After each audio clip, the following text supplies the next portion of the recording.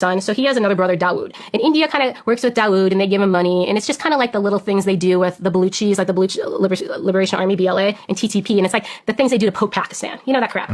So, so they have that going on, which I knew about. So then I hear, hey, they gave $10 million to Mullah Yaqub. So they went up a step. And then, so it's like, well, what's this $10 million for? What are they doing with it? The $10 million went to fund Gecko Base. You remember Gecko Base? I mean, I never worked in Gecko Base. Several times. Yes. So you know Gecko Base. I know some of your audience does. So Gecko Base now is the location where Haibatullah, so the supreme leader of the Taliban, that is where his personal security is. So then it's like, okay, the Indian government, or, probably their intel service, is funding Haibatullah's personal security. Now, isn't that weird? Yeah. So of course, I'm like, this makes no sense. And it's not even tons of money compared to what we're putting in. So I have all these questions, okay? So it's like, what is India getting? And also, really, what's the Taliban getting? Because they don't give a damn about $10 million. So this is going to sound like the craziest thing ever, okay?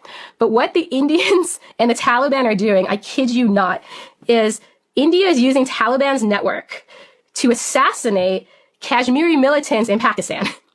Are you serious? I swear to God. Yeah, I know this leaves so many questions. But yeah, so they've been doing all these hits. So they've been killing all these Kashmiri militants. They've been killing a bunch of Sikh militants. I don't know anything about the Sikh part. So if anyone's interested in that part, I've only looked at the Kashmiri piece. So yeah, so they're using, they say the Taliban networks, and then they're doing these assassinations. They're happening all over Pakistan, like in Lahore and Karachi and etc. So then I was like, well, still, this is really risky for the Taliban. If people find out, like it seems like it could rock the boat. Like they're using their networks. Plus, are the Taliban networks that good to take out senior Kashmiri people? Maybe they're not.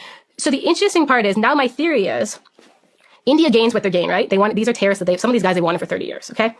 I went through a list of 18 of them. So the interesting part is, I don't know if they're all dead. Some of them, Pakistan could have heard India's coming to kill them and they might have them in a safe house. So there's 18 targeted, okay? And I went through all 18 to make sure I knew who they were, right? Because I've worked Kashmir forever, and to see what group they were. And so I went through all of them, and they were the groups you can imagine: Lashkar-e-Taiba, Jaish-e-Mohammed, Hezbollah Mujahideen. The last one was Al-Badr Mujahideen. Not one of the 18 were from Harakat al-Mujahideen. This matters because Haibatullah, when he was young, he got his religious teaching from a guy named Fazl al-Rahman Khalil. He founded whom? They're still close friends, and some of the money that goes to Haibatullah from us, he gives to whom in their madrasas.